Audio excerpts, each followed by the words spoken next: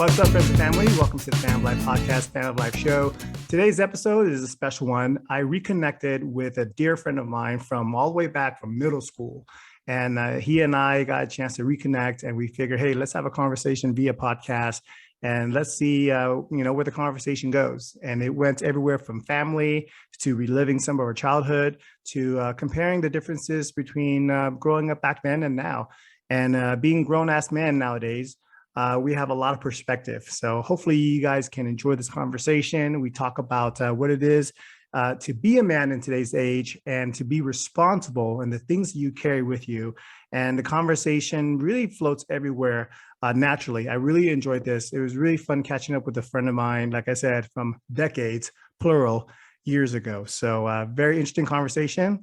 My buddy is a man of many talents, very intelligent guy, smart, tech whiz, and he has a voice of an angel. So anyway, I will leave you to the video and leave you to the episode. Please welcome my buddy from middle school all the way back then, Chester Vergara. My brother from another mother. Chester, what's up, dude? What's up, man? How's it going, Rick? Good, good. How do we get here, dude? How do we get here in our 40s? What happened? Geez, I don't know. Out of boredom? No.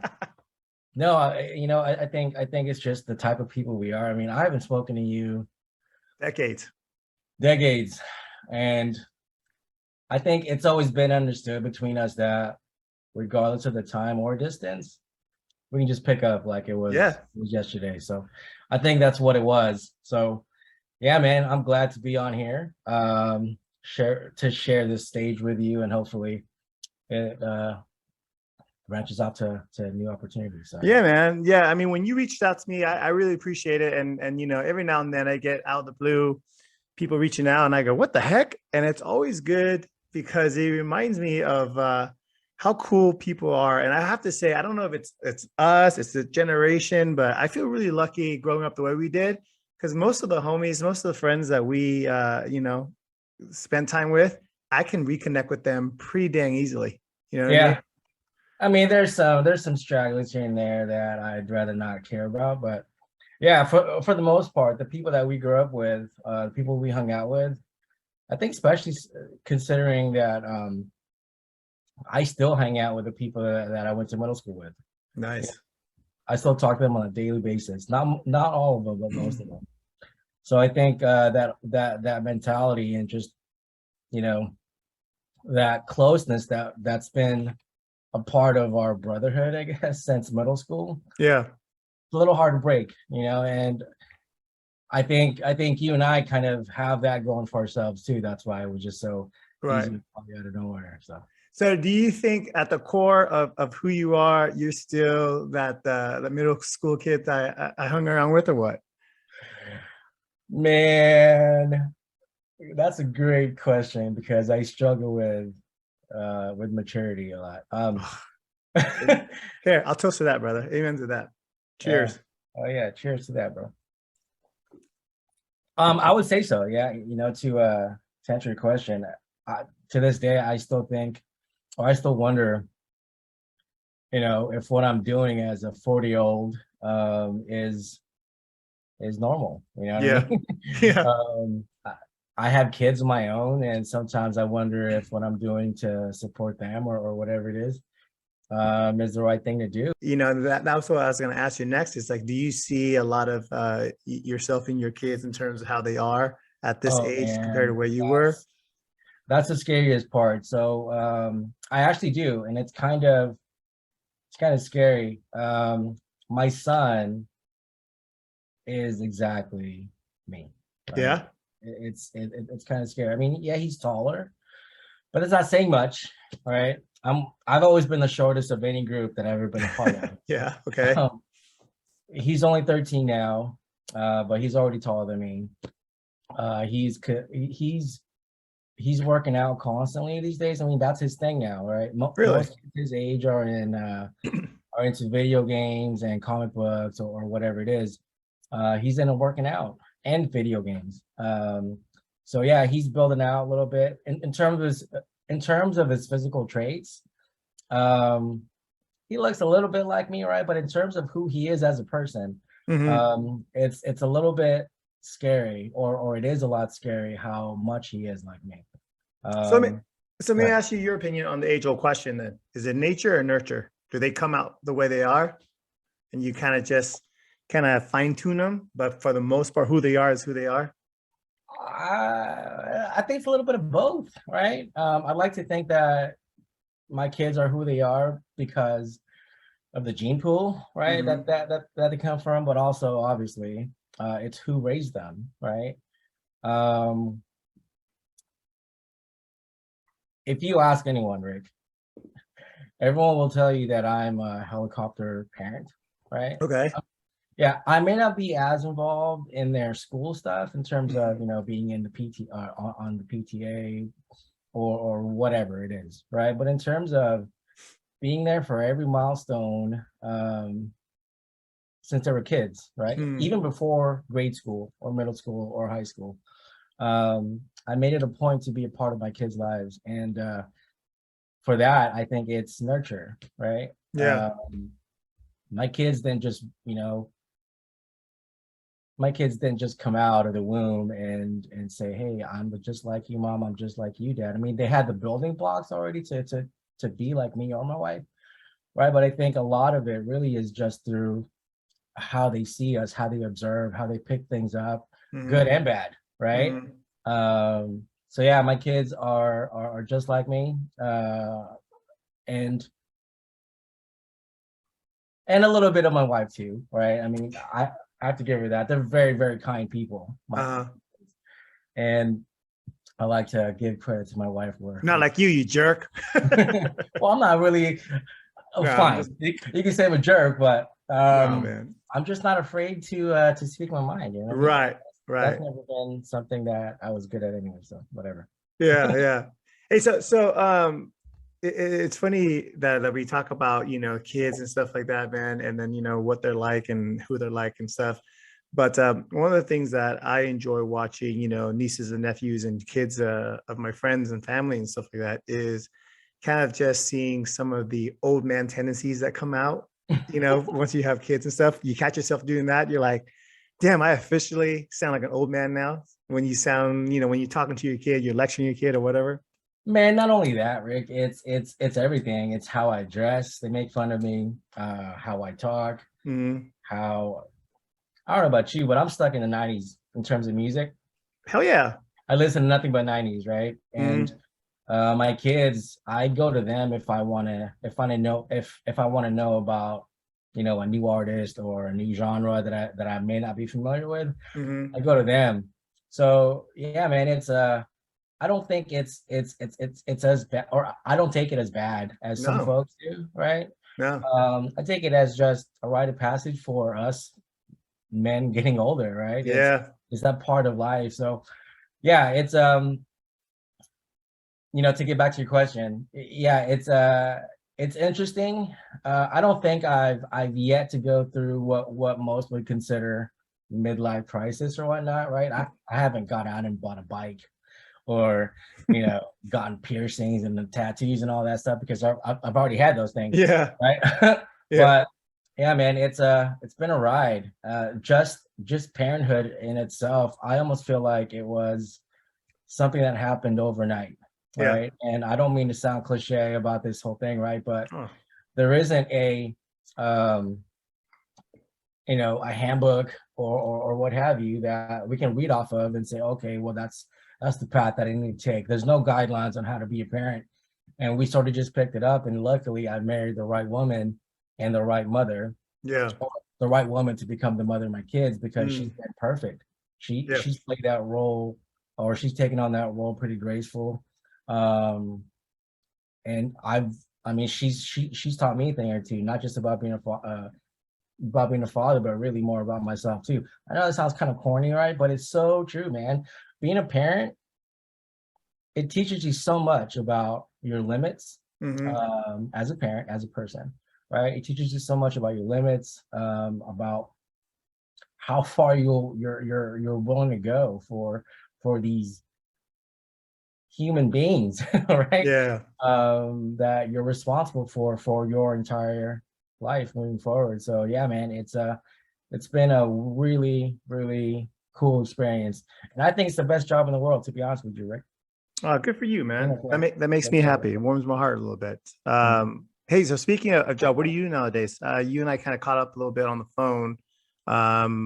You want to divulge that, or do you work for the CIA? You can't tell me, or what's the deal? I wish I did. Actually, after high school, I wanted to be in the police force. Oh, okay. Yeah, I did. I didn't take it as seriously as I should have. Right. We had a few friends. I don't know if you remember Tom, I forgot his last name, but he became a cop.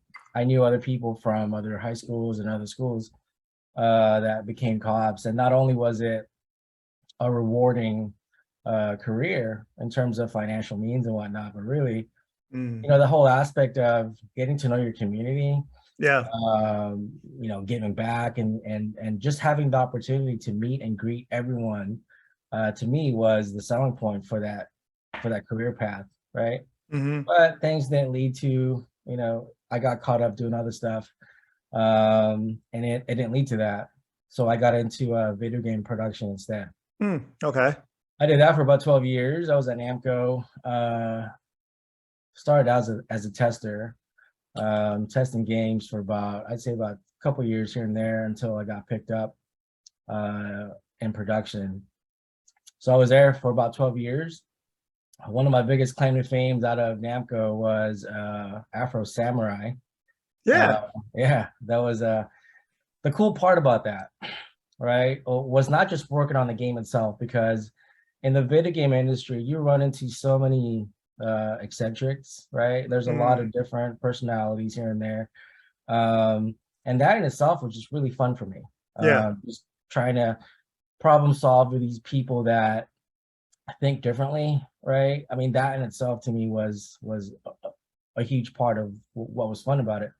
But the really cool part about it too was I got to work with people like Sam Jackson, Kelly Hu, other games that I worked on, which from other licensed titles, like Will Ferrell, things like that. I never thought that I'd work with people like that, right?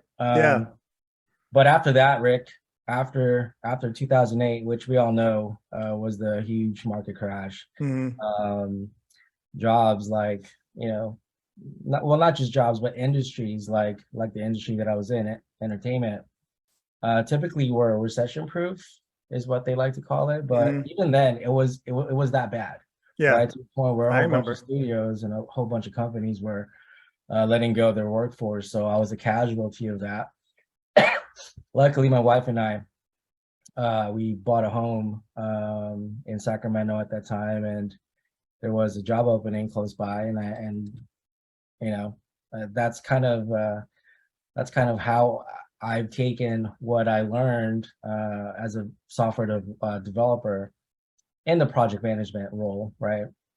Reinvented myself in the real world, and now I'm at Facebook as a program manager. So yeah, that's nice, dude. Facebook / Meta. What do you guys officially go by now? Is it Meta? Meta, yeah. Okay. Meta. And so you've been at Meta for how long now? Close to 2 now. 2 years? Yeah, close to 2. That's cool. So what's the culture like? Don't get yourself in trouble now, but what's the culture like overall? Well, I don't know. In one word, I would just say that Meta is just like any other tech company out there, where it's very, very, very loose. There's a lot of freedom. It's rather just from I can't speak for the entirety of what Meta is, right? I can only speak for what I've been exposed to. But in terms of the I guess the hierarchy, right, or what have you, it's fairly flat too, right?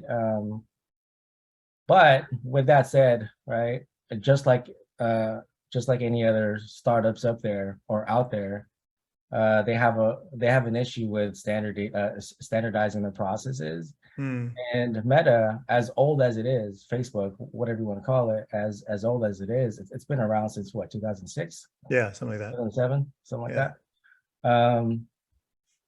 It still has a very, very startup feel to it. Even though they have the nicest things, or nicest facilities, amenities, whatever you want to call it, it still has a very startup feel to it in terms of just processes that may not be as mature as other firms out there. So, but by and large, I think Facebook, the experience that I've had so far working for them is it's pleasant, or it's been positive. It's definitely forced me to think on my feet a little bit, right? Yeah. Because things move so fast, and the projects are touching so many aspects of what Facebook does, right? So we have to move a little bit faster, and because there is a lack of organization, you have to be a little bit more diligent in what it is that you're doing, as opposed to something working for a company with solid processes in place, right? So yeah, man. But by and large, pleasant. I love it. Yeah. Positive. I wonder subconsciously if that's one of the secret sauce, though, to keep that startup feel, to keep things loose, because I think that, like you said, it forces you to think on your feet. And when it forces, employees, engineers to think on their feet, they always stay in the creative space. You know what I mean? The problem solving creative space. I wonder if that's it. Because when a company gets so big and they get so structured, everyone tries to live within that structure, that bubble. It does hinder, that creativity, right? It's just human nature. Yeah, so you hit around the head, and I think a part of why that personality, right, is so important to have in a team, regardless of size. That looseness, right, is one. It harbors a lot of just entrepreneurial or even a feeling of pioneering new ideas, right? And once you, especially a creative mind, and I'm not just talking about artists, I'm talking about really brilliant minds that are out of the box thinkers. Once you place them in an environment where it thwarts their ability to think creatively or even act on their ideas, that's when things start to fall apart, right? I mean, look at Yahoo, for example, right? Yeah. They failed to innovate while everyone around them was thinking about new ways of adding onto the business model, right?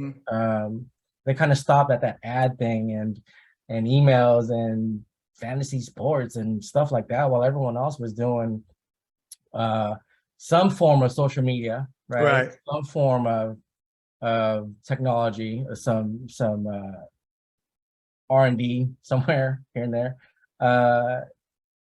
Yeah, man, I think once you kill the creative juices that really makes up that startup or that collaborative environment, that to me is the most fun about working in tech. Right? Is that you get these crazy ideas that you don't get at a boring industry, right? So yeah, man, you hit it around the head, Rick. And I figure tech, I always say this, I'm a horrible Asian because, I'm bad at math and I know nothing about tech. I never touch on the tech industry or tech world, but from just a outside perspective, it's as close to an industry where anything and everything can be manifested, meaning that no idea is crazy. You know what I mean? No idea is too wild. No idea is too crazy. It's just a matter of, here's an idea. Let's reverse engineer it. Let's fuck up about 10,000 times and we'll figure it out. You know what I mean? Yeah. And what better company is there to fuck up 1,000,000 times than a company that has endless amounts of money, right? Right. No, I agree, dude. That kind of adds to the reason why I think it's survived as long as it has, or thrived as long as it has without these processes in place, is because, and this is, it doesn't take a rocket science to know this, right? But if you have an open checkbook, right? If you never have to worry about budgets, right? You just throw more people at it, right? Oh, there's a problem here. Here's a risk. Well, throw more people at it, right? Whereas, you have these companies who are struggling to even deliver on a single milestone, who's going from check to check. They have to execute 100% with zero margin of error, right? Facebook doesn't have that. So yeah, I mean, if you keep the culture creative by having that startup feel, but like you said, endless amounts of money, You're not watching the pocketbook. You're not No, watching the burn rate. You're not worried about, VC, none anything of like that. that. You just go. You I think just it's fun. go. That's And pretty that's cool, why they've man. been able to have their hands in everything, Yeah. right? AI, um, whatever else they're doing now. I mean, there's a lot that I can't say, but No, for sure. For sure. yeah. For sure. The metaverse is one of those things that trips me out. So, for me, I, my wife and I, we run a real estate investment group. So, we started off with fixing and flipping houses, and then we rolled that into, building real estate portfolios and stuff like that. And I will say the biggest buzz around real estate right now is real estate in the metaverse, in some way, form, or shape. And it's crazy. And for me, and being an old fart that is, brick and mortar, I need to see the roof, I need to feel stuff. For Yeah. me to see someone drop $500,000 for one of these, like, Decentraland or whatever, one of these NFT sites that have a metaverse, and drop $500,000, to buy a plot of virtual land because the virtual land's right next to Snoop Dogg's virtual land is wild. You know what I mean? It's like, what are we doing? I have no idea, and my brain just can't wrap around it. But man, I know people that are banking their livelihood in the next 10 years on this metaverse development. So Yeah, the way that Facebook tied in cryptocurrency to the whole thing as well. Um, I mean, I dabble in cryptocurrency, Rick. As a sure. parent, I have to be responsible. That's why I'm Oh not yeah. completely going down the rabbit hole like everyone else has. But man, the way they've well, at least the concepts, right? Conceptually, how crypto is integrated with metaverse, how they intend to use crypto and metaverse, how commerce, the future of commerce might be in the metaverse, or a form of it, right? Yeah.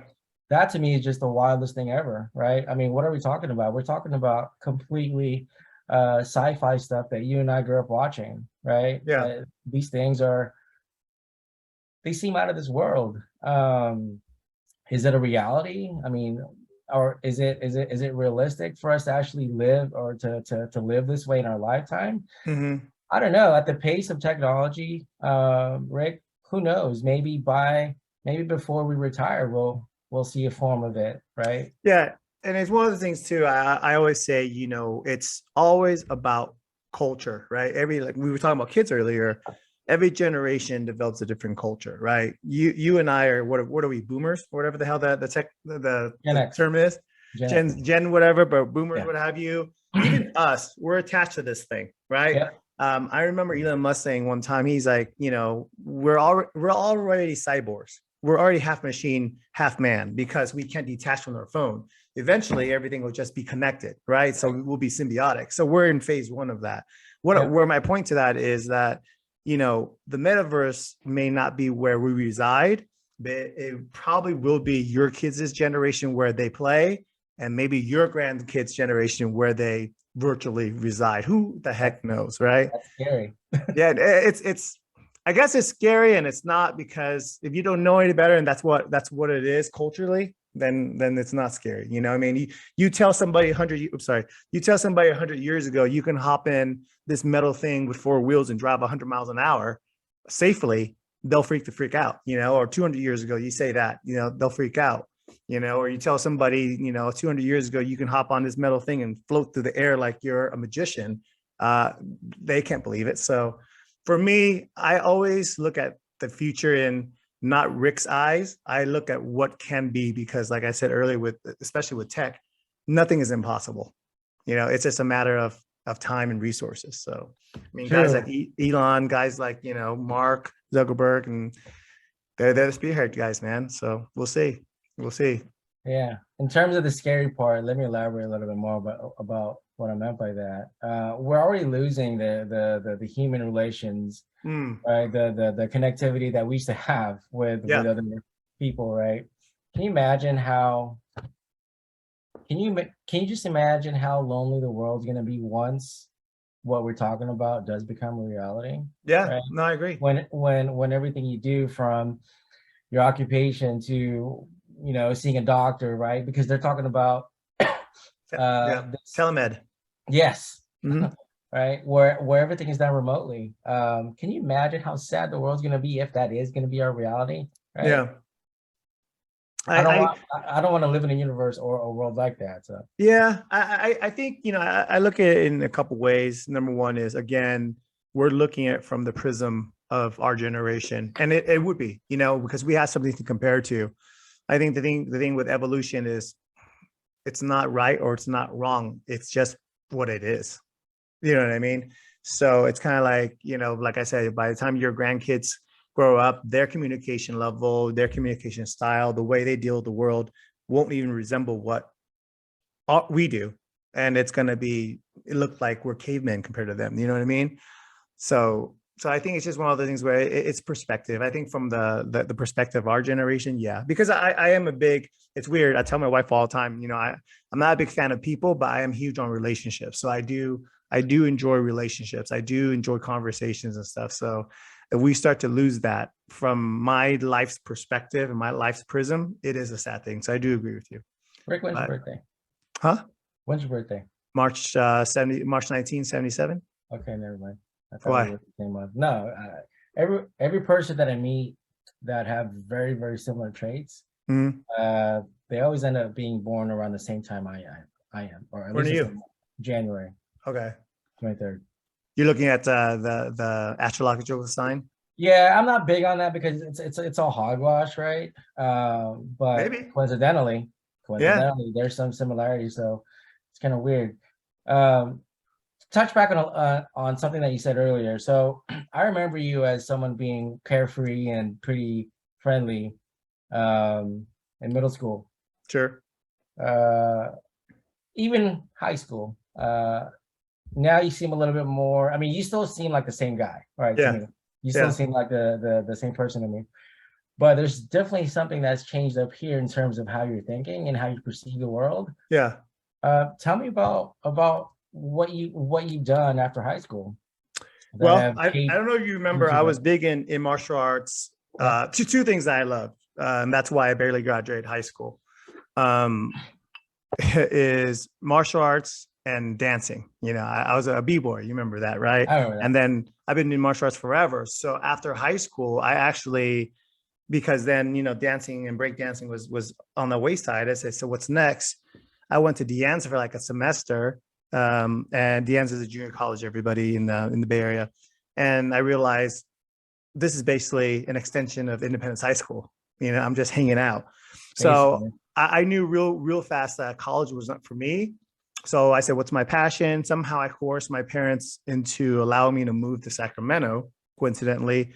And I joined a competition team, and I was striving to go to the Olympics, went to the state level, fought nationally and all that stuff. And then the year that I won, I took second in state to qualify for nationals, to qualify for the Olympic trials in 1999. I blew out my knee. Not to say, by the way, everybody, not to say that I would have made it that far, but I was en route, and then I blew out my knee. So I stopped competing. And then from there, I started coaching and teaching and all that stuff. And then teaching and coaching was great, except for it doesn't really pay the bills. You know what I mean? So at some point I was early 20s. And I said to myself, I have no discernible skills outside of teaching and some of this stuff. And I was getting burned out. And luckily there was, I've been able to network with a lot of cool people because I teach a lot of, kids and young adults and stuff. And I get to know parents and their occupation. And one of the parents of some of my students, he is an entrepreneur, a serial entrepreneur, built a lot of businesses. So I just reached out to him, cold called him, reached out to him and said, hey, I heard you start a new sales company in the world of surveillance, video surveillance, security cameras and stuff. I don't know anything, but if I can be an asset, I'll work with you. I'll work for you for free. Just teach me what you know. I know I can benefit somehow. So I worked for him for free, cold calling and stuff like that, learning sales for about 6 months. And then from there, when he branched out and expanded to Vegas, he gave me and one of my best friends, Kyle, an opportunity. He actually a former training partner of mine, an opportunity to go and open Las Vegas. And it was supposed to be like a 3-4 year stint just to kind of get the boots on the ground going. And next thing you know, it's 20 years later and Vegas has been home. So That's where that is. So my world has been heavily into sales rolled into entrepreneurship. I failed a couple times during the crash. I lost, all my money, got into debt, owed the IRS a bunch of money, lost my house, got foreclosed on. But I knew somewhere along the way I was going to rebuild back up. And then I met my wife, who changed my life because she's a great partner in every aspect. You know what I mean? And you said that you're a testament to that. You married the right person, dude. It's so important. It can make or break you. And she makes me better. And together we've been tackling a lot of milestones and goals in life. So brings fast forward to me here, aspiring entrepreneur, aspiring podcaster, hoping to do my piece in inspiring people. Sometimes it's corny, sometimes it's not. Sometimes I ruffle feathers. Some people think I'm too pro capitalism, whatever that means. That means pro right. Yeah, that means alt right. In today's society, man, yeah, that's what it means. No, but I joke around. My friendship circle is tight, but it looks like the United Nations. You know what I mean? Because I love, like I said, I love relationships. I don't care who you are, and I want people to disagree with me. I want people to prove me wrong. And I love conversations. It's where it gets scary. Talk about things that are scary for me is the loss of conversation, the lost art of conversation, or the lost art of discord is what's scary to me. That I think is our immediate concern. I mean, that could be the downfall of society real quick. And honestly, man, sometimes I feel that way, that we're living in it, not to take it down a different lane, but that's how I feel. So before we head down that road, Rick, because that's a really, really important topic to talk about. There's a lot of tangents that tie into it. For all those listening, Rick was the highlight of any rally that we had, talent show, class rally. His taekwondo or karate demos were the highlight. So if you guys get a chance, I think he has a few videos on YouTube. I think Peter Yang has them too. So yeah, my buddy Peter Yang, catch him. But yeah, to touch on what you just said, right? The lost art of discourse, the lost art of conversation. Do you think that stopped with us? I'm not going to with us. Elaborate on that a little bit before I answer. Well, if you look at the demographic, right, of just the last maybe 10 years of mass shooters. Okay. Right. You see how I'm tying this in? Yeah. They're all about, the same age group, right? Yeah. Late 20s, early 20s, white male, whatever, right? The commonality or the common denominator that I see in a lot of these mass shooters is that they all fall in the same category in terms of personality, right? Loners, or seem to be people that may or may not necessarily have a lot of friends. Right. And people like that tend to not deal with adversity as well as people who have a lot of friends may be able to, right? So do you think the lost art of discourse, or like you said, the lost art of conversation contributes to this sickness, right? This thing that we're still deal with every day, which is, people just can't process, and they can't cope with the stressors that normal people will deal with. And when I say normal, I mean people like us. They can't deal with that, right? And they take it out, or they look for other ways to lash out. And that the only way to them that makes sense is to the taking of someone's life, innocent life. In terms of the lost art of, and this is all everybody, Rick fan, barely graduated high school, personal opinion, maybe one semester of Psych 101 at the end of college, okay? That's part of it. Lost communication part of it. But you hit something a little bit better where you said the loneliness of some of these people. They're isolated, what have you, right? There's a saying by, I think the author or poet Thoreau, where it says, most men live a life of quiet desperation. In other words, most people are hurting. Most people are sad. Let me rephrase the word most. A lot of people are hurt. A lot of people are sad. A lot of people are broken, right? Then you throw on top mental illness. Then you throw on top highly medicated. Then you throw on top media in all forms, 24/7, nonstop. And then the curation, and I'm trying to use my words wisely because you do work for Meta, and I use it and I love it. So I'll never talk bad about Facebook, but IGs, TikTok, all that stuff. It's all algorithms, right? It's all curated. So what happens is, in my opinion, it amplifies the hurt, the anger that people feel. And then tag on what you said earlier, which is the lost art or the ability to have conversations, build relationships, then there's no form of outlet in their mind. Correct. Another thing that I want to add to this is this, and I'll go back to it. I'm gonna do a little sidebar and I'll go back to it. My wife and I, we joke all the time. We banter. My wife is a fucking boss, dude. She's a G, right? She gets shit done. Right now, she's in Pittsburgh, PA, because our contractor one of our contractors went belly up, took our money. So now she's going there. She's fucking bossing it up, right? I always joke with her. I said, hey man, great job with the feminist movement. You're a boss, you're this and that. Hey, today's garbage day. You want to take out the garbage? And she goes, I'm smart. She goes, I'm smart because I'm going to pick and choose when I want to be a feminist. And she goes, when it's garbage night, it's not. So I'm saying this tongue in cheek, but what I'm alluding to is, when you look at these horrific incidents, these acts that are done, they're done by male or female, majority. Male or female? Male. Yeah. I truly believe men specifically need purpose.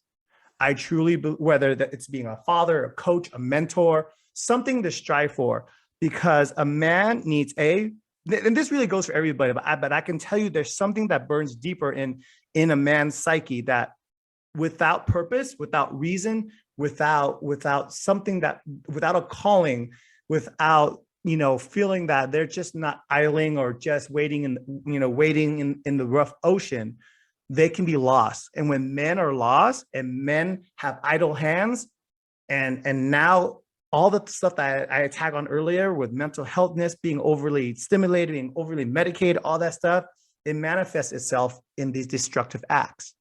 Because at the core of it all, at the core of everything, in my personal belief, everybody wants to be loved. And if you can't be loved, then I'll take the opposite, which is hate. But guess what? At least you're talking about me. If I can't be significant in love, I will be significant and be notorious the other way. So you think you think some do it for infamy, Rick? 100%. 100%. I don't, and again, this is me being, having my own personal opinion, is that a lot of these guys, they go out and they could, okay, let's take school shootings, right? Why is it a lot of times it's school shootings? Because, and it's either the students that go there, and even if they don't go there, schools are targeted, because society hurts the most for who? For children. Right. You want that news to run constantly? Shoot up a school, kill a bunch of kids, right? Because let's be honest, if we're going to have this conversation, let's be 100% honest. Gang violence is everywhere. Chicago, Baltimore, you go down Southern California, whatever, right? Downtown Las Vegas, stabbing shootings every day. What's the difference? We get numb to it. But we would never or should never get numb to is when kids get hurt. And these guys know, and to a certain extent, I agree. And we can touch on that too. But to my point of that is, the target is picked because they know they can be a headline. You know what I mean? They can be a headline. And again, there's all one-offs, and some people are just crazy and they go and they shoot a movie theater or what have you. But again, a movie theater that was the last horrible movie theater was a Batman movie, which I'm assuming people realize families and kids go see Batman, right? Yeah. So the point of that is these people with mental illness, with all this, and I'm not justifying it, all this hurt, this frustration, this broken brain, this broken soul, they have no outlet, no purpose. They go out and they become infamous. If they can't be loved, they're going to be hated, So I think, I'm going down a rabbit hole of this because you asked me, do you think that the loss of conversation or relationship plays a role in this? I say 100%. But there are other nuances and key things that we also have to address, and talk about. And especially with men. I believe there's a lot of men out there boys that become men just by pure age, but never become men, and they're broken. You know what I mean? So do you blame, I mean, one part of the question that I had about this, right, is whether you think we're the last of the generations that don't fall victim to doing shit like this, right? And the reason why I asked that, Rick, is because if you look at the generations after us, right, what's one thing that separates us from the generations after us, right? For me, in my personal opinion, right, and I'm sorry for using this word, it's the pacification of children, right? They're overcoddled, right? And that goes hand in hand with how hypersensitive and how many labels is thrown out there, right? Yeah. All these labeling, all this overreaction from schools. Oh, you're this, or you're that. Oh, you have ADHD. You have ADHD. You go see the counselor, and so on and so forth. Man, I don't know if you remember, Rick, but growing up, the only reason why I would ever need to see a counselor was, oh, Chester, your grades are not up to snuff. You need to get it up. Yep. And I'm going to need you to talk to your parents, right? But now counselors have like a 24-hour job, and they're like psychologists. Yeah. Right? Where they have to figure out what's wrong with the student, and they send these kids home with these labels that one, mean nothing to their parents. Second, they don't understand themselves. And three, it's just these pseudo names that are just made up, right? Yeah. What the hell is a pansexual? I'm sorry, I don't know what that means. Yeah. Right. But these kids go home with that, not understanding what those things are, and then all of a sudden, because they're impressionable, right? They're little kids. They start believing in that, right? Oh, I'm this. I'm going to identify myself as this, and so on and so forth. And that kind of falls back into these people who end up, being these shooters, right? Is that they've been rejected for so long, and just the way they are, right? The prototypical, or I guess the type of people that they are, again, they're not necessarily the type of people who would be open to talking about their issues, right? They internalize everything. Yeah. And if they're internalizing everything without an outlet, and they're given different labels of who these doctors say they are, right? They're like, well, you know what? Forget it. I'm just going to do something. Like you said, maybe it is to become notorious and gain infamy, right? But I think for the most part, people who especially kids, and I'm talking about the one that just shot up the parade, right? For 4th of July. I don't know much about him outside of what was released, right? He was a aspiring rapper who sucked. Right. No one really took him seriously. He looked like a clown. Yeah. Grew up in a really rough, family or whatever, right? Yeah. So every side of his life was somewhat of a failure, right? But his dad, who bought the weapons for him, and I don't want to get into weapons. I'm just talking about the mentality. No, yeah. And the psyche of these shooters. I think the reason why also is that, like you said, they want to be recognized for something, whether it's something as horrific as that, but also because these are cowards, right? The reason why they choose to shoot up these schools is, for one, who's going to shoot them back? No one, right?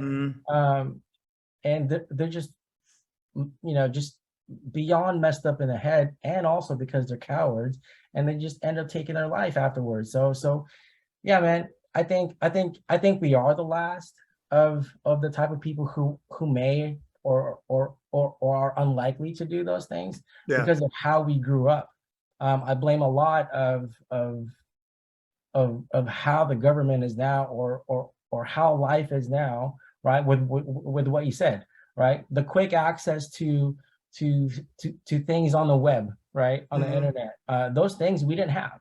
Yeah. You know what I mean? We grew up with the daily reality of failing, of being rejected, and we were okay with that. Yeah. But kids these days, they're not accustomed to such rejection, or to you know, the hard work that it takes to gain something, to earn something, right? And when they don't have that sense of satisfaction, they lash out. So I don't know. That's how I see it. No, dude, there's, and that's the thing, right? That's the thing why conversations need to happen, and it has to happen in long format, and it has to happen in different avenues too, because everything you said, I agree with, is dead on. And it's one of the one of the points, one of the spears that's doing damage. And then that is, you know, you said the pacification of America. Now, if you take that out of context, Rick Fan and Chester is saying, oh yeah, the kids are pussies, so that's why they're shooting up schools. No, that's not what we're saying.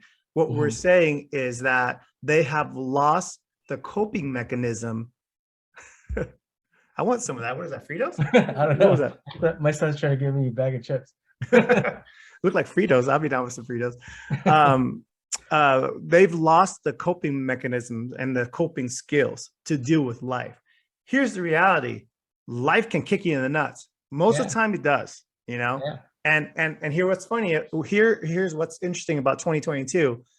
If I was PC, I would have to put a disclaimer that says, when I say nuts, everybody, I mean that figuratively. You know, I know women don't have nuts. I want to include you guys too. You know what I mean? It's like silly. That's a perfect example of that. It's like, we've lost the coping skills because kids never had opportunity to lose and know that losing is okay. And losing is a character builder. And you use the word coddle, and it's true. And it's to a detriment. And I get it. You know, every parent wants their kid to live a life that's better than what they grew up with. That's the ultimate goal. You want to give your kids what you don't have. But in doing so, you inadvertently also steal a lot of the character building experiences that you grew up with, that made you who you are as an adult, right? I see it, man. I have friends. Perfect example, without naming names, is I have friends that have, you know, multiple generation kids. When they start off with their oldest, they were starting out, they weren't successful, they were, you know, grinding, paying bills. By their third kid, they were doing well. By their fifth kid, they're multimillionaires. And you can see the progression decline in terms of what they give the kids, how they spoil their kids, how they coddle their kids, all that stuff. And then you sit back, you go, achievement wise, once these parents pass away, who has a better chance of achieving? The first kid that had a lot of struggle, or the kid that's been coddled? Chances are the kid that had a lot of struggles, right? So yeah, I think in doing so, trying to protect your kids so much. And I see it, I saw for years when I used to teach martial arts, Chester, I would have students that would fail promotion tests, to the point where, because they didn't meet certain criteria, right? So hey, it's okay. We're going to regroup. We're going to try again in 6 weeks. We'll get you, you know, all this stuff. I had a situation where parents took them out of my school, enrolled them into someone else's school. And I would see them down the line, and they would say, hey, remember my son, Josh? You told me that he was on track to possibly earn a black belt in 5 years. Well, this school, he got it in 2 years. Well, did your kid automatically get twice better, or did the school have low standards? You know what I mean? And that's the thing. It's like, when we don't have our kids live up to their potential like we had to, then we're doing them a disservice. So I think that's part of it for sure. And then the other side of it too is, man, you know, again, my massive years of experience with kids is seeing how the parents raise them. Is you bring a kid in, and the first thing the parent says is, oh, I want to enroll my kid. He has ADHD, ADHD, ABC, XYZ. And I'm just sitting there going, maybe he just has a lot of energy. You know what I mean? It's like, put him in the class. Let's have him structured, and let's have him respond, yes, sir, no, ma'am. Let's have him kick this bag and burn out some energy. You know, maybe it's that. And then they'll drop up med to say, hey, at 3:45, he has to take this, this, this, and this. I'm like, or maybe he just needs to spar a little bit and grapple a little bit, and he'll be fine. You know what I mean? Again, there are people out there that need medication, but going back, it's like, we try to take we always try to put a Band-Aid on everything. And at some point, you can't keep putting a Band-Aid on a broken leg or a damaged organ. You got to treat it. You know what I mean? Or else it manifests itself and you have a huge obstacle. And that's what I think we're seeing right now. So I am in agreement with it. It's just that it's so multifaceted, dude. There's so many reasons that bring us to where we are today. You know? Yeah, So. I'm just glad that we both had Asian parents who beat the shit out of us, right? Because Asian parents are on a different level, bro. You know what's funny, dude? You know what's funny? I tell my mom this all the time, and I love my sister, but my sister had it way easier than me. My sister never got spanked, bro. I would like, dude, I walk a little bit too loud, I would get whooped. You know what I mean? For better or for worse. But it's funny. I was talking to my mom the other day about how much the disparity on how she raised my younger sister and me, and she has selective amnesia. She says, "I never spanked you." I'm like, "What?" And I was like, dude, she goes, "No, I never spanked you." She goes, "Maybe I spanked you once." I'm like, dude, I think when I sneezed loud, I got spanked. What are you talking about? But that's another topic for another day. Anyway, we go on a tangent about that, man. But I'm glad we're having this conversation. As a parent, what are you doing to build your kid's character? Well, it's a great segue, actually. I call it tough love. I'm pretty sure you're familiar with that is, right? Tough love, man.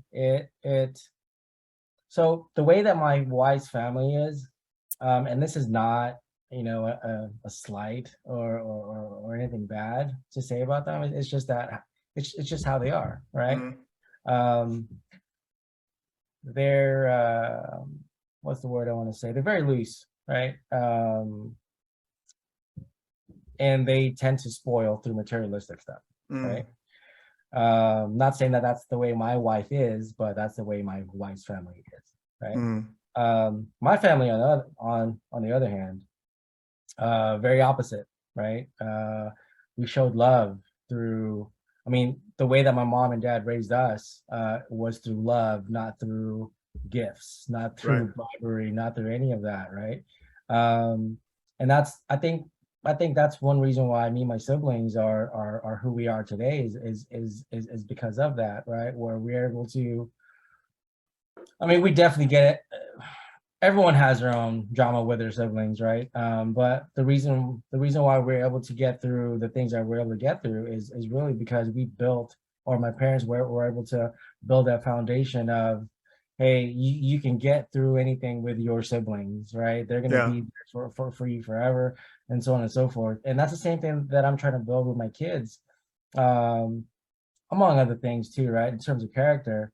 But I'm gonna speak just about my son. My son, he, like I said, he's a lot like me. He's very quick to temper, right? Or quick to anger. He's very personable.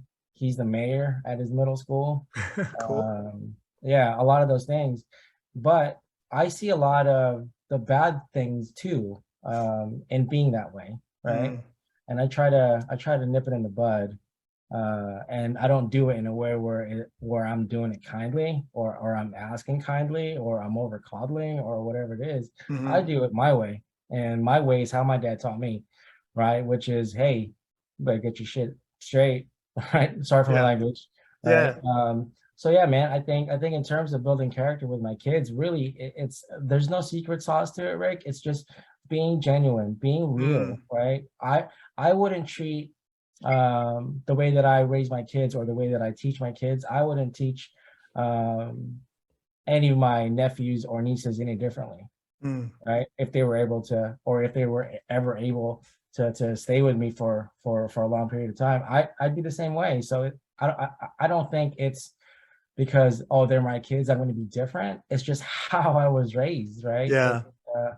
Yeah, man, there's no faking it. The way that Gen Xers are raised, there's no faking it, bro.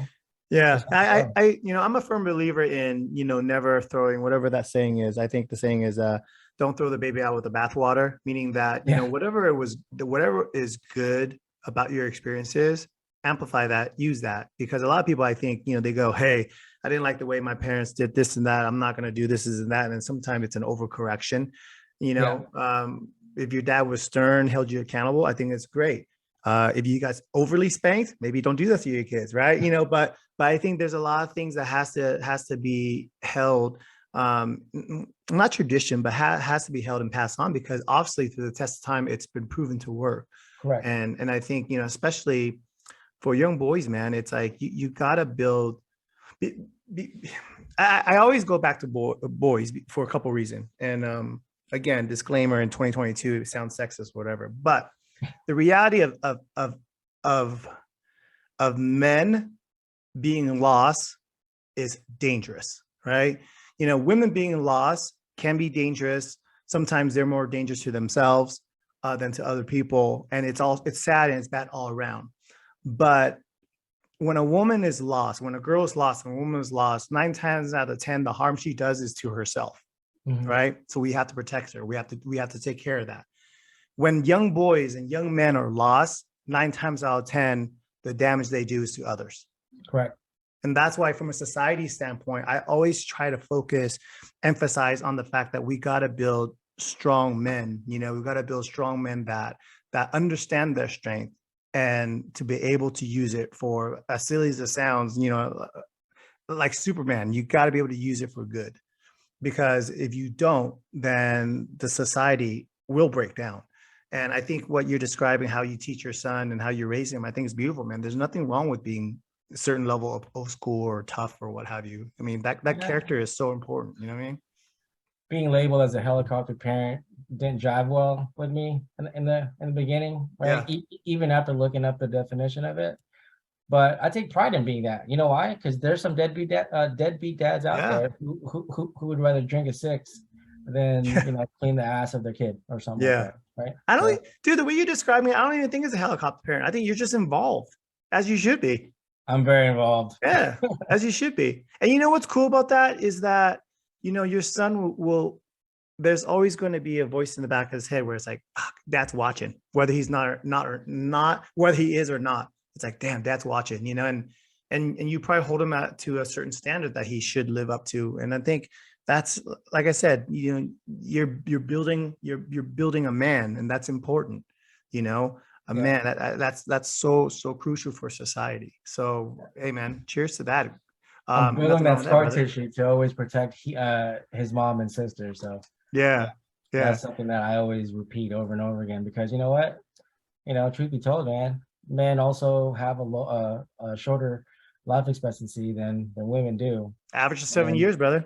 Yeah, who better to pass on the responsibility protecting the women than my son, right? Yep. So, hey, dude, you know what movie makes me cry harder than any other movie? Can I guess? Go ahead. Pursuit of Happiness. That's close. It's close. Okay. But what you're saying reminded me of this movie. And first of all, I love Denzel. He's probably 1-2 my favorite actor. Period. Right? Denzel Washington. So John Q. Have you seen that movie? Yes. So I'm not going to give the spoiler alert for those who haven't seen it. And if I spoil it, it's like, screw you guys. Whoever's listening, it's like 30 years old. But the gist of it is his son has a heart condition and needs a transplant. They scramble, they can't find a transplant. So he decides to off himself because he's a match. So in his mind, if I off myself, they can't waste the heart. They'll give it to my son will live. But before the scene of him planning to off himself, shoot himself, he sits down by his son's bed, who's semi-conscious because, he's really sick. He's on ventilator, all this stuff.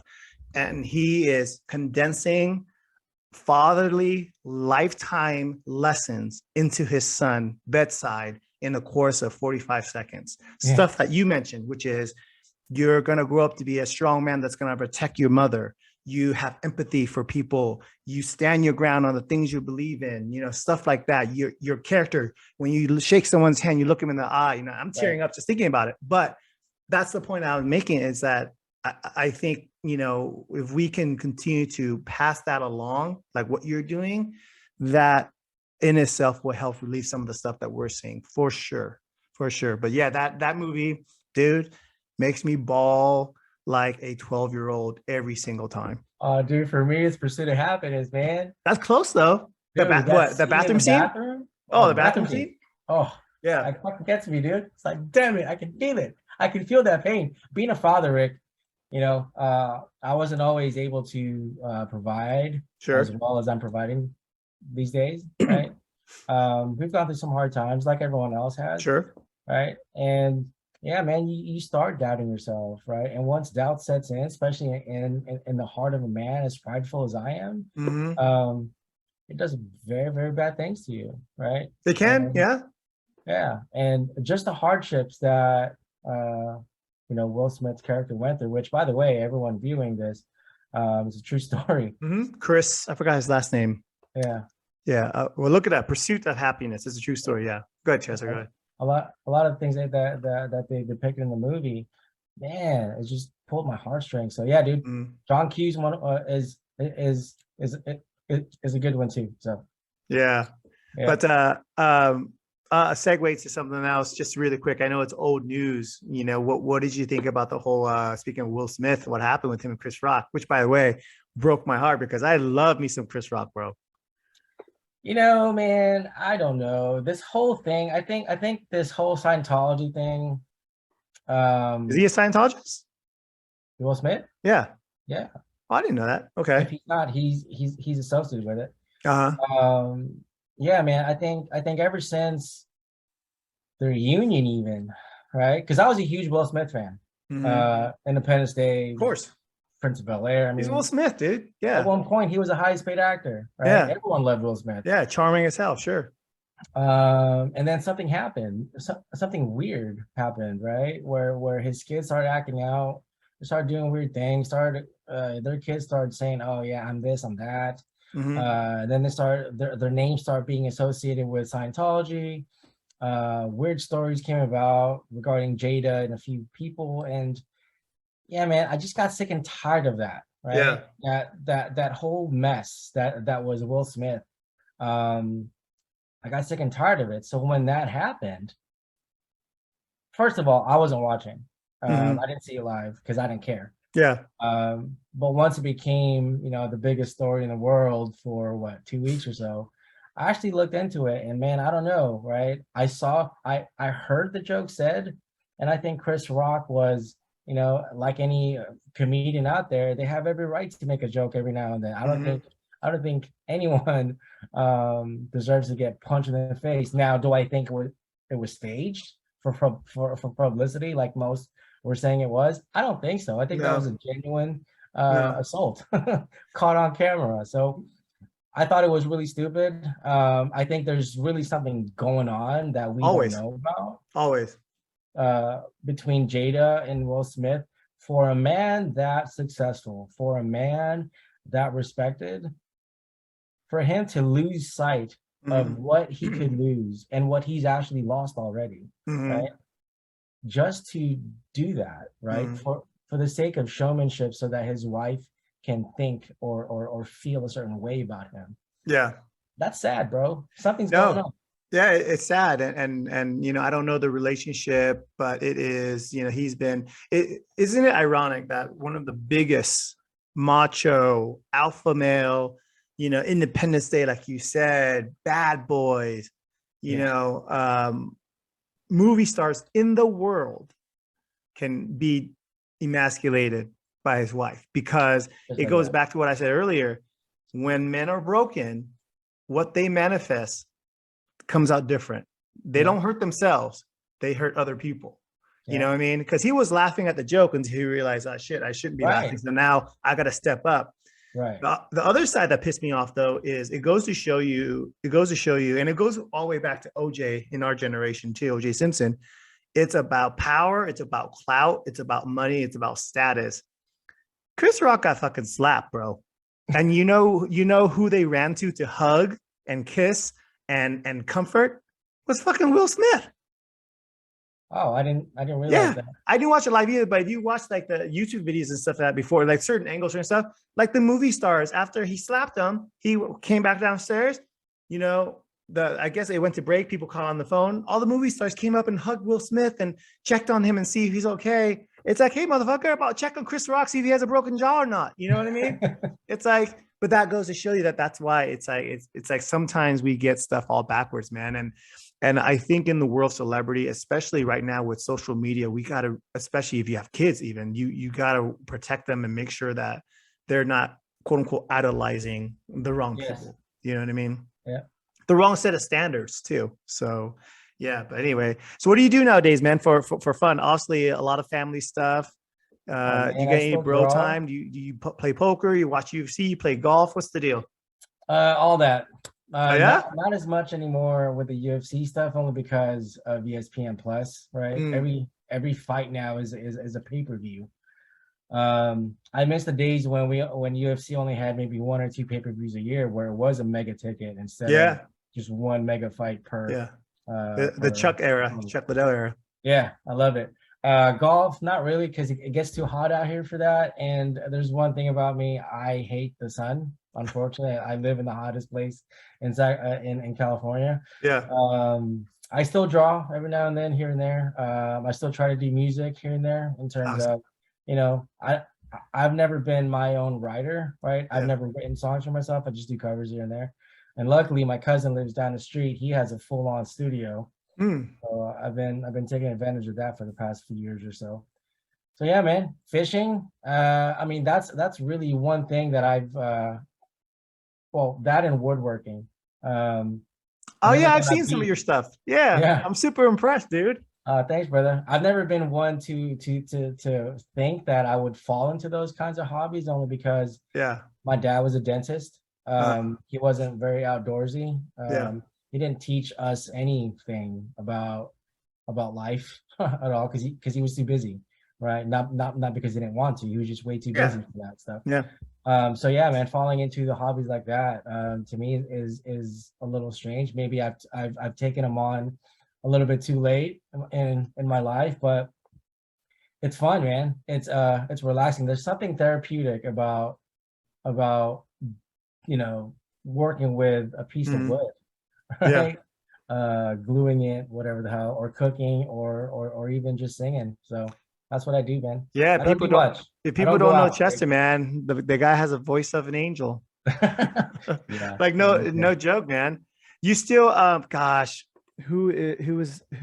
Cyrus. Do you keep in touch with him at all from Independence? I still talk to Cyrus, to Eric. Shout out to Cyrus and Eric, man. The voices of angels. You guys need to Yeah, go and redo like a collab, something just for old time's sake or something, man. actually, the last episode of my podcast featured Eric, his brother, and Cyrus. Oh, okay. Yeah, it was a really fun interview. I think it was probably the most fun interview I've ever done. Did So you guys sing it all? no, we wanted to, but we had too much alcohol. That's probably the best, dude. Alcohol is the Yeah, best auto tune for sure, man. yeah. No, that was awesome. I remember that. It was good times. It's funny you brought up something a little bit earlier where you go, hey Rick, I remember you in high school and in middle school, happy go lucky and stuff like that. I tell you what, you put me around the right people. I'm still that way. I think the world and life has changed my perspective and changed my priorities and stuff. But I just had one of my good friends. Oh, Tuan Yeah, Lee. Shout out to yeah, Tuan Lee. Him and his yeah. wife came and visited me, and I swear for 3 days we were probably 13 again. My wife was like looking at me like, "Are you guys sure? You guys in your 40s?" Like the fart jokes, the stupid, your mama stuff. It all comes back, man. It all comes Yeah, back. So I'll Tuan never has lose that that. Don't you ability. worry. Tuan has the ability to bring that out. Every now and then, me and Tuan will get on the phone and just kind of chit chat every now and then. Oh, good. And we get to talking like that too. I mean, dude, my fondest memory, or my first memory of Tuan, is him in his Niners starter jacket. Yeah. You know what I'm talking about? Yeah. With his hair combed to the Yeah. side, with the Skinny, part. skinny ass kid. Yeah, The skinny. jacket was probably 4 times the size And that he needs to wear. and he used to do that thing with his finger and made a really loud pop. Oh, okay. He's still the only person that I know that could do that. So That's yeah, man, funny. Tuan is a great dude. But a few of the guys that I mentioned earlier that I still talk to on a daily, I don't know if you remember them. Maybe you will. Ronnie Rojo, Yeah. Wilfredo Lacro, Yeah. Wilfredo, sure. I remember Xander. names. I think Wilfredo and I were friends on social. We you know ping each other every now and then. Yeah. Xander, remember Xander? I remember Xander. Yeah. Yeah, we talk every day, man, and we talk. tell you what, they probably won't appreciate this, right? Because I'm freaking airing out their business here. It's all right. It's But not live. I can edit it if need be. we've had an ongoing text thread Uh-huh. with each other for the past, I'd say 5 years, 6 years, Yeah. That's ongoing. awesome. That's awesome. And we talk about anything and everything from politics to, whatever it is that men are interested in talking about. And that's the type of interaction that I crave for, right? It's just the Mhm. realness and the frequency at that, where it's every day. We haven't really lost touch. Due to the pandemic, we weren't able to kick it. Everyone lives within 20 minutes of each other, by the way. They're all in Sacramento? Yeah. Really? Wow. Yeah. So we got lucky. Because of the pandemic that we haven't been able to hang out, but yeah, man, we have plans to hook up, play some poker, go to Thunder Valley, gamble, whatever it is. So yeah, Thunder man. Valley. Awesome. But, That place yeah, grew man. so much. I remember when it was first built, when it broke ground and it first built, I was still living in Lincoln, which is the outskirts of Sacramento and everybody. And they had just broke ground and that thing just came up. And then 6 months later is when I moved to Vegas. But I remember that place. Where in Lincoln were you living? Dude, I was living in Lincoln when they just broke ground on 12 Bridges, that housing development. Oh wow. Yeah, so they had just finished Thunder Valley. I lived in one of my students' parents' house. They had bought a house and they bought it to rent, and I was their tenant and stuff. So yeah, and then probably 6 months, and then I moved to Vegas. Next thing you know, it's been 20 years later. It's crazy. Yeah, Ronnie Life, lives around Lincoln. yeah, Safest cool. city, Huh? safest city in Sacramento. What, Lincoln is? Yeah, Really? yeah, least crime. Hmm. Yeah, I'm like, wow, I want to live there. Yeah, my sister's in Sacramento. My sister's in Thomas. That's where I am. Are you? So you're Yeah. close to the airport and everything, all right? Oh yeah, I'm about 5 minutes away. Yeah, so my sister, dude, yeah, we'll definitely link up when I go visit my sister. I try to visit her. She's coming up actually next week, but I visit her probably 3-4 times a year. Her my nephews and stuff like that. So that's cool. And I tell you what, man, because you say you don't like the heat, when the summer is over, take a trip out here to Vegas. I'll host you. I'll take care of you and your family if you want. Call Twan up. We'll have some whiskey and a nice T-bone steak. Or tomahawk steak, I should say. I got little Tito's. It's funny. I got to go to the gym later. I'm going to drop a freaking barbell over my head later. Yeah, I got to go work out with my son too. So yeah, but good for you, man. Good for you. So we're going to do this again, man. We'll catch up, talk some shit. Let's do it. Let's do it. This was fun. This was fun. We were a little bit, we held back a little bit, I think, only because we wanted to make sure that flow was good. But there's so much more that I want to talk about, and just kind of gauging how well we take the back and forth and the questioning. I really want to touch on topics that may matter more to the people that are around our age, like marriage and politics and bullshit. Yeah, dude, I'm all for it. I think, like I said, it goes back to earlier. It's like we don't want to lose that art form of conversation. Yeah. And my clubbing days are over, and that's why I say I'm not a big fan of people, but I do enjoy relationships. So stuff like this, I'll do all day long. And I'm done with nightlife, bro. Yeah. Dude, we're pushing 50, bro. What are you, 45? I'm 45. Yeah. Yeah, same here. Now, you know what's sad? Only my close friends, inner circle know this, but I'm actually 46. I'm a year older than you guys, because when I came here from Vietnam, they screwed up my paperwork, and I was born in 76, not 77. But dude, at that time when my parents came here with me, they were so happy to land on US soil. They're like, you could put 19, whatever. We don't give a fuck. My dad, it's been so long. He never changed it. My dad doesn't even know what year he was born anymore. So he could be 70, he could be 80. I don't know. Rick, maybe you can answer this for me. Okay. So I was born in 1977. Okay. January 23rd, which is the cusp of the Chinese zodiac year. Or lunar year, right? Which starts after my birthday. Right. Towards February, yeah. Right. So I've run into a whole bunch of, Chinese people who profess that they follow the Chinese zodiac closely. And I don't know if you know this, but the year of the dragon is 76. That's me. Right. The year of the snake is 77. Okay. But since my birthday is in January 23rd, that's a good point. I know you're going with this. Right. Yeah. So people have told me, actually, Chester, you're technically a dragon. Yeah. Yeah. And I'm like, what? Really? Yeah. They're like, yeah, you're a dragon and a snake. I'm like, what? How does that make sense? The easiest way to do it is Google and find out in 1977 what day was the Chinese New Year. It's probably beginning of February. So you're right. If you're born in January, technically, then yeah, bro, you're a dragon. Yeah, you're in good company, man. You're in the company of Bruce Lee and Rick Fan. How about that? You know what I'm saying? Yeah, dude. I've always wanted to be a dragon. That's why I fought for it. No, dude. You know what? I will tell you right now, I will go ahead and put your name down. I will be your endorser the next time I get into the Dragon monthly meetings. I'll let you know. But yeah, I think your candidacy looks really good, sir. Sounds good, brother. No promises, but we'll see. Hey man, we gotta break bread. We gotta drink some whiskey. We gotta eat some tomahawk steaks, and we gotta have some pho. So I'll leave everybody with this here. Years ago, when Chester and I, because we were never that scholastic, is that the right word? Yeah. Our grades were okay. Academically We had to take summer school. So Chester and I actually got really close during one season of summer school. And after summer school, I introduced him to pho for the first time. So maybe 7th grade, going to 8th grade, whatever it is. I don't even know you remember this. So Alam Rock, Pho 54, I introduced you to pho. Our bowls come out. Before I had a chance to guide him through the process of how to eat the Vietnamese iconic noodle dish, he dumps a whole bunch of soy sauce in my pho. And anyone that knows how to eat pho, it is basically blasphemy. And it's been 40 years, 30 years, and I have not forgiven you, my friend. He still reminds me about it. So. Yeah, it's burned in my brain. It's burned in my brain. But I love you for it, brother. So let's connect offline.